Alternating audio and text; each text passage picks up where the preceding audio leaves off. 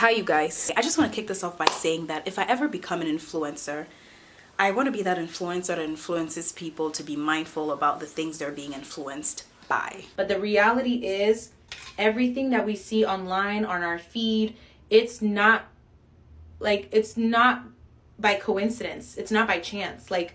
There are marketing tactics behind everything. You're not going to download an app that tells you to not buy things or to buy less things. You're not going to go on a website or just a product kind of catalog and the messaging in there is buy what you need. You know, it's more so buy, consume, because there's a profit quota that has to be met.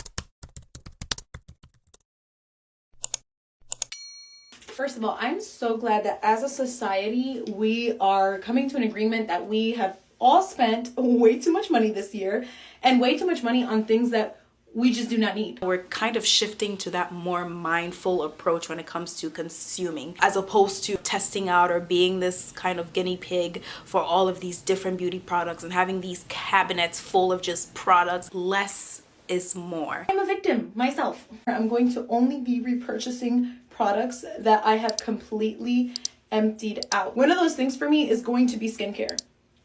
I have enough skincare products, Korean, anything, name it.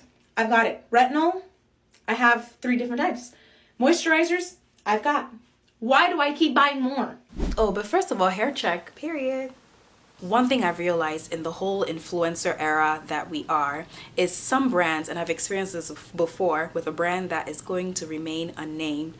Some brands will reach out to you without first doing their research of what your own brand is about to make sure that you and they align, like your strategies align, the kind of audiences that you're targeting align. And I'm one of those people who has been impacted negatively by synthetic braiding hair where I'm actually allergic to it, and I didn't realize it until I took a little bit of a break from it and I realized just how much my scalp healed during that very short period of time. And so I've had brands who sell synthetic hair reach out to me about working together.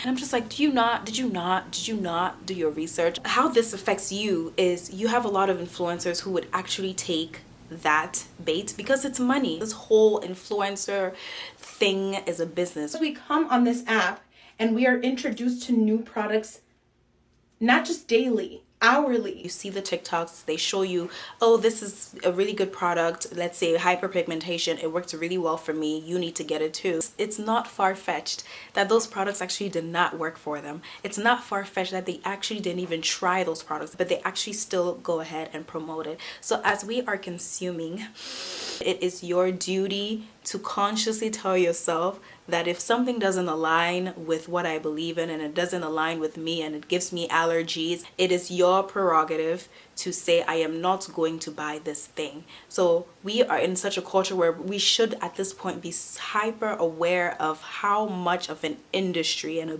business beauty is. My channel is speaking specifically to Black women because the industry has also played on a lot of our insecurities.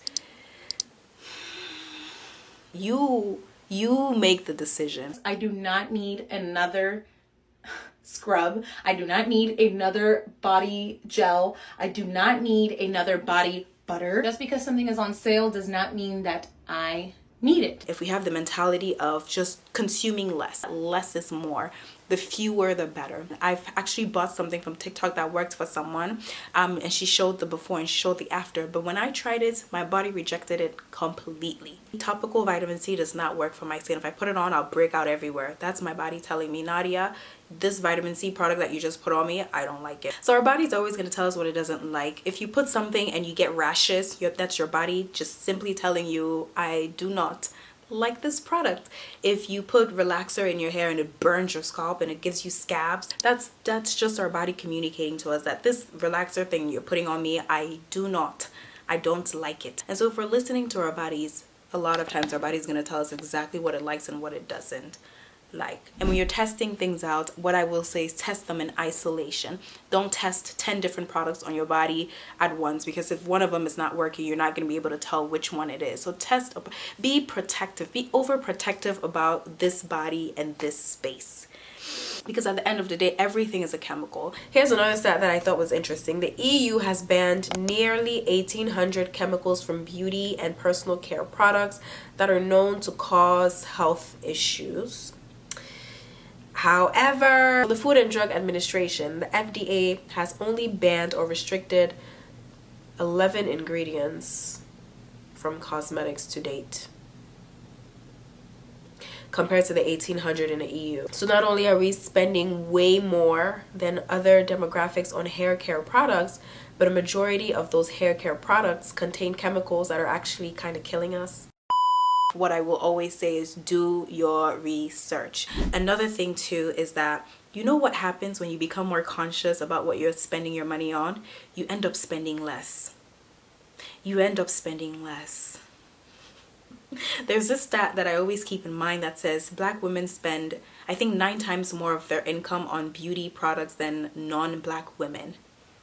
9 times more of our income on beauty products than other. That's a lot. You have the money and you want to be a little more conscious about where you're spending it, so that it not only benefits your health, but it also benefits your wallet, as opposed to spending your money on products that just make you look cute, and that's literally it. It's just like aesthetics over your health any day, all day, and we're spending so much money on it. And so when we start putting our health first, when we start putting just like what serves us first, we're gonna realize that not only are we healthier, but we're richer, we're saving more money, we're spending less money. That makes sense, right? Another thing to keep in mind, I lost my train of thought. Everything is learned. Everything is learned. Everything that we do is because we've learned about it, and we've learned that it's okay to do. Deodorant. Wearing deodorant is a learned thing. Not every community, not every society wears deodorant. You go to some countries, they don't really prioritize it, while you come here, deodorant is a priority. You can't go out, you can't go to an interview, you can't interact in social spaces, period, without having deodorant. So everything is learned. Everything is learned, which means that everything can be unlearned. The average person, you do not need a wall full of perfume. It is not normal. And then the third point I want to make is that cleaner alternatives exist. We just have to look for them. Black-owned businesses exist. They all exist. We just have to make the conscious effort to request what we want. The reason why there's more representation, say these days, of Black beauty in a lot of industries is because we demanded, we asked for it, right? Right? I've been feeling that way, and I'm just so glad, like, now that it's the new year, everyone's kind of on this wave, and I think it's fantastic. Yeah, so we're gonna go ahead and unbox it. I'm really excited. And as we're unboxing and looking at these products, we're also gonna talk about just like being intentional when it comes to consumption. Are you ready? I'm ready.